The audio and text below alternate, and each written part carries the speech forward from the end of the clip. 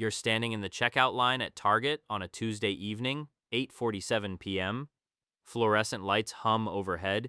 Your cart holds $87 worth of stuff you didn't plan to buy, some fancy olive oil, a weighted blanket you saw on TikTok, a pack of $18 socks because treat yourself, right? Your phone buzzes. It's your credit card app notifying you that you've spent $1,243 this month on shopping and entertainment. You make $4,200 a month after taxes. You should feel fine. You don't. Your chest tightens. That familiar weight settles in. You're not happy. You're just less anxious for maybe 45 minutes until the next thing you need to buy. Here's the thing. We've been sold this lie since we were kids. Money can't buy happiness. It's the ultimate comfort phrase for people who have neither. But let me show you what the research actually says, because it's way more brutal than the bumper sticker version. The truth is money absolutely buys happiness. But, and this is where your brain gets hijacked, it stops working around $75,000 to $100,000 a year in 2025 dollars. That's roughly $95,000 to $125,000 today. Adjusted for the 2.7% inflation we're still dealing with according to the latest Bureau of Labor Statistics data. Above that line, more money doesn't make you happier. It just makes you more comfortable in your misery. Meanwhile, below that line, every single dollar you don't have is actively buying you misery. Not metaphorically, actually, physically. Your cortisol levels spike, your sleep quality degrades, your relationships fray. The Federal Reserve's own data shows that households earning under $50,000 report financial stress levels 3 times higher than those earning over $100,000. 3 times. That's not a gap. That's a chasm. Let me introduce you to Marcus. Marcus is 34, lives in Denver, makes $68,000 a year as a project manager. Decent job, decent guy. Marcus read somewhere that experiences matter more than things, so last year he spent $4,200 on a trip to Bali. Epic Instagram photos, life-changing, he told everyone. 6 months later, he's back to his baseline anxiety. Plus, now he's got $2,800 on a credit card at 22.83% APR. That's the average rate for accruing accounts in Q3 2025, by the way. The minimum payment is $84 a month. If he keeps paying that minimum, he'll be done in 170 months. That's over 14 years. He'll pay $6,491 in interest alone. That $4,200 trip, it actually cost him nearly $11,000. And the happiness, it lasted maybe 3 weeks. Hedonic adaptation, psychologists call it, your brain's baseline resets. The Bali high becomes the new normal, and now you need something else to get that dopamine hit. But wait, it gets worse. Because Marcus isn't just fighting his own psychology, he's fighting an entire economy designed to exploit it. See, there's this concept called present bias. Your brain values immediate rewards way more than future ones. It's why you'll eat the donut now, even though you want to be healthy later. It's why you'll swipe the card for the $772 average monthly car payment, the actual figure for new cars in Q4 2025, instead of investing that money. Let me show you that math, because it's brutal. $772 a month invested from age 25 to 65 at 7% annual return. That's historically conservative, equals $1.98 million. Nearly $2 million. Instead, Marcus has a 2024 Subaru that depreciated 20% the second he drove it off the lot. The dealership made $3,400 on that sale. The bank makes $4,800 in interest over the life of the loan. Marcus gets temporary status, a slightly nicer commute. Meanwhile, he's one emergency away from disaster, because 43% of Americans don't have $1,000 in savings, according to the latest 2026 Financial Wellness Survey. 43%. That's not an edge case, that's nearly half of everyone you know. Meanwhile, the scarcity mindset is doing something vicious to your decision-making. When you're constantly worried about money, and with median rent hitting $2,895 in California and $2,924 in the New York metro area, who isn't worried? Your cognitive bandwidth gets hijacked. Research from behavioral economists shows that financial stress reduces your effective IQ by 13 points. 13 points? That's the difference between average and borderline impaired. You're literally dumber when you're poor. Not because you lack capability, but because your brain is running background processes on survival that leave no RAM for long-term planning. That's why someone making $35,000 a year will pay $45 in overdraft fees to get $20 cash now instead of waiting 2 days. The math is insane. But the psychology, it's perfectly rational when you're in survival mode. Let me show you the invisible math on the American debt trap, because this is where the system reveals itself. Total household debt hit $18.8 trillion in Q4 2025. That's a record high. The average household owes $105.56. Credit card debt alone reached $1.277 trillion. And here's the kicker. 61% of people carrying balances have been in debt for at least a year. That's up from 53% just a year ago. 21% have been in debt for 5 years or more. They're not buying luxury goods. They're buying groceries that cost 2.6% more than last year. They're covering rent that went up 0.2% just in the last 2 months. They're paying for gas that fluctuates wildly and electricity that's up 6.9% year over year. The system isn't broken, it's working exactly as designed. You know what the scariest number is? 20.3%. That's the percentage of new car payments that are now over $1,000 a month. 1 in 5 new car buyers. In 2019, that number was basically zero. Zero. Now it's normal. The average new car loan is $43,759 with terms stretching to 84 months, 7 years on 20.8% of loans, 7 years of payments on something that loses value every single day. But the dealerships don't care. The banks don't care. They'll keep extending terms, lowering monthly payments, stretching you thinner and thinner until something breaks, and something always breaks. Let's talk about the Smiths. The Smiths make $140,000 a year combined. Upper middle class, right? They should be crushing it. They live in a $685,000 house with a 2025 median mortgage payment, the actual December 2025 figure. 2 kids in activities. 2 cars with $1,100 in combined payments. They should feel wealthy. They feel terrified. Because after taxes, insurance, the mortgage, the cars, the $11,413 average credit card debt for households carrying balances, the $56,625 in student loans, and the $37,932 in auto debt, they're saving maybe $400 a month. $400 on $140,000. One medical emergency.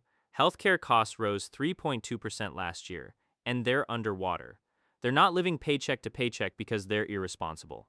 They're living paycheck to paycheck because the math of modern American life is designed to consume every dollar you earn plus some.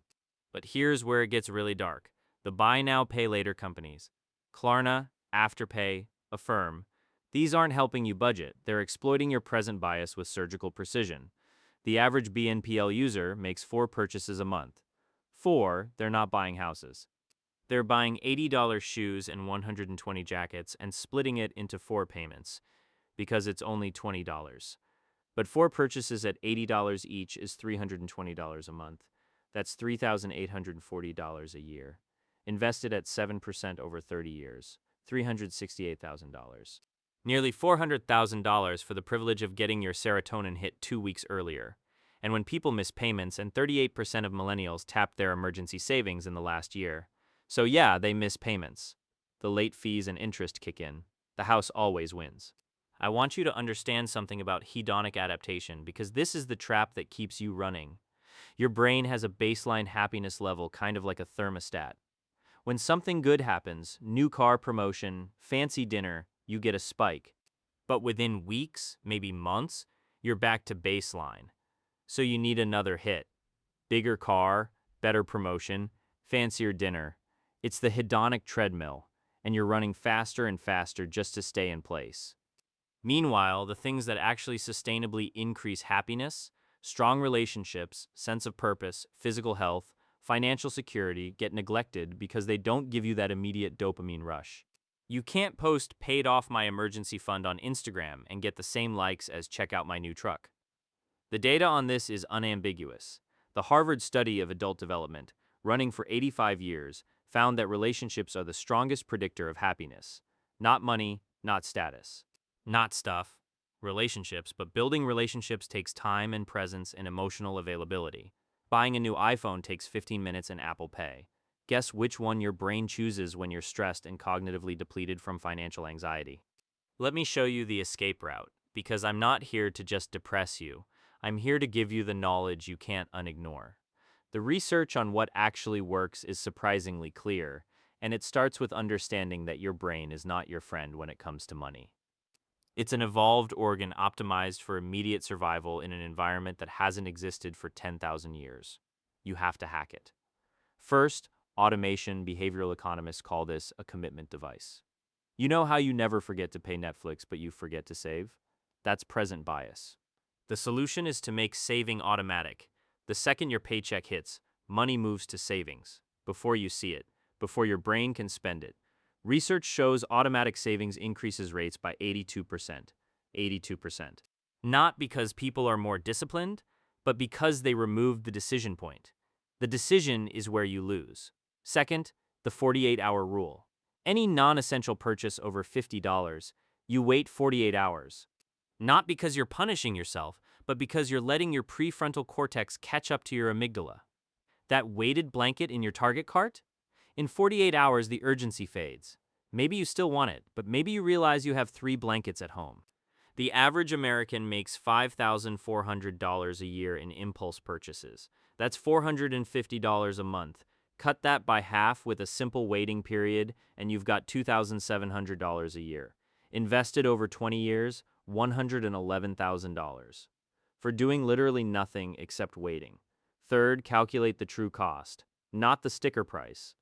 The life cost, that's $772 car payment. Over 7 years, that's $64,848. But invested instead at age 25, that's $1.98 million by retirement. I'm going to say that again because it bears repeating.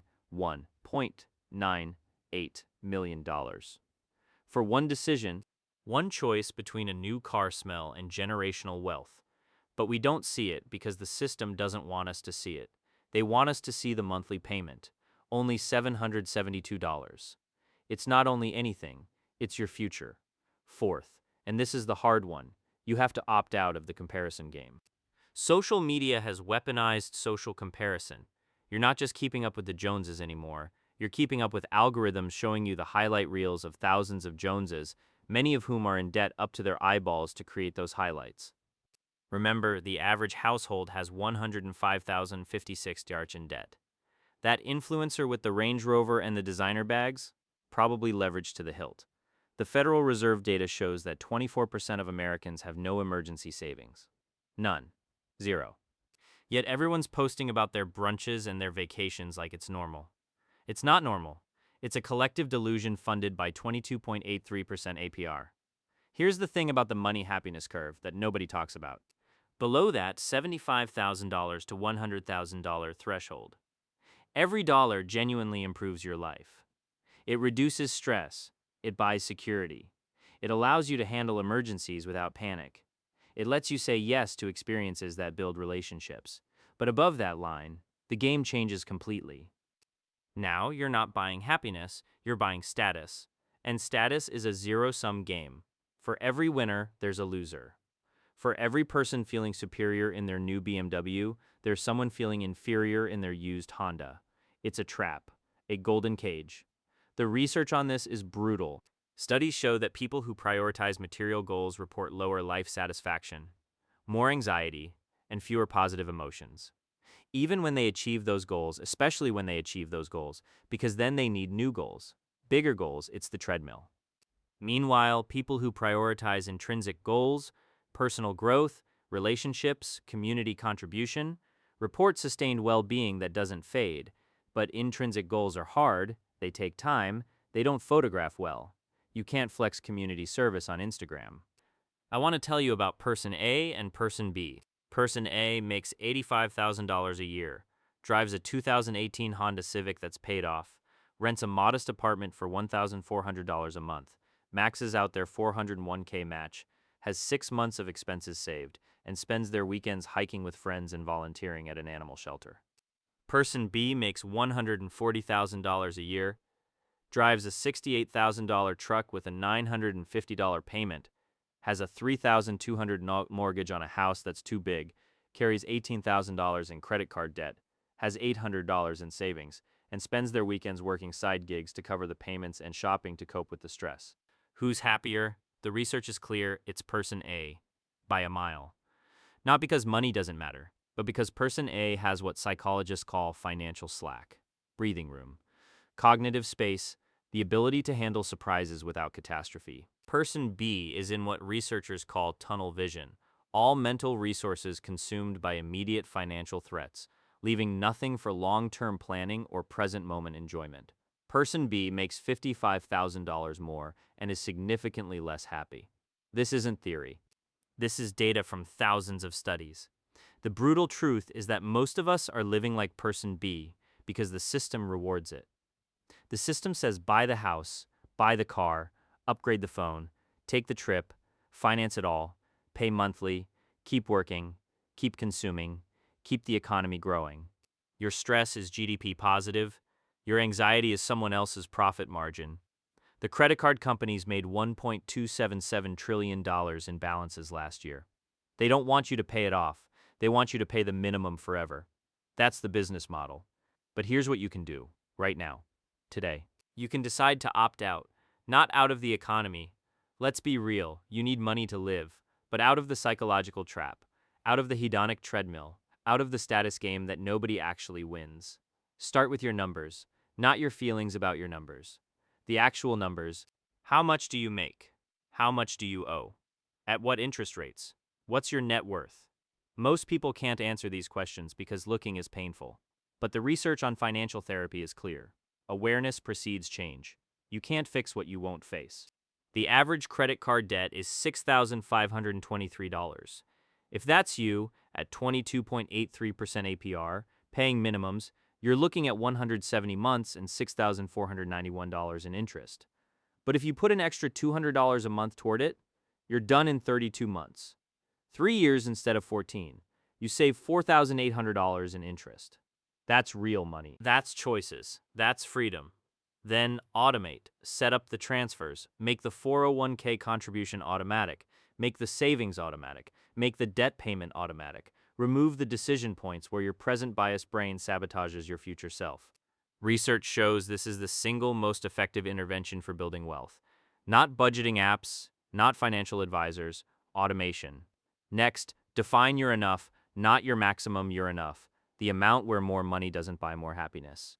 For most people in most areas, that's around $75,000 to $100,000 in today's dollars. Above that, you're playing a different game. The status game, the more game, and that game has no endpoint. You can always have more, which means you can always feel like you don't have enough. It's a trap. Finally, invest in the things that actually create sustained happiness. Time with people you love, activities that put you in flow state, physical movement, acts of service. These don't depreciate, they don't charge interest, they compound. The research on volunteering shows it increases happiness more than doubling your income, more than doubling it, and it costs nothing. I'm going to leave you with this. The average American household has $105,056 in debt and $5,000 in emergency savings. The median dropped from $10,000 just last year. Half households couldn't cover 3 months of expenses. Nearly a quarter have nothing. Meanwhile, we're bombarded with messages that we need more. Newer, better, bigger, that our worth is in our wallet and our status is in our stuff. It's a lie, a profitable lie. A lie that keeps you working jobs you hate to buy things you don't need to impress people you don't like. While the actual sources of human flourishing, connection, purpose, security, autonomy, get squeezed out by payments and stress and the endless, exhausting chase for more. Money can't buy happiness, but lack of money buys misery, and excess money buys a different kind of misery, the misery of comparison, of never enough, of golden cages and hedonic treadmills. The sweet spot is in the middle, enough to be secure. Not so much that you become a servant to your possessions. You standing in that target line, put back the weighted blanket. Not because you don't deserve nice things, but because you deserve something better than a dopamine hit that fades in a week and leaves you with debt that lasts for years. You deserve the peace that comes from financial slack, the cognitive freedom that comes from security, the ability to say yes to opportunities because you have options, not because you're desperate. The math is brutal, but it's also liberating because once you see the trap, you can step out of it. Once you understand the psychology, you can hack it. Once you know the true cost of things, you can choose differently. You have the knowledge now. You can't unignore it. What you do with it is up to you.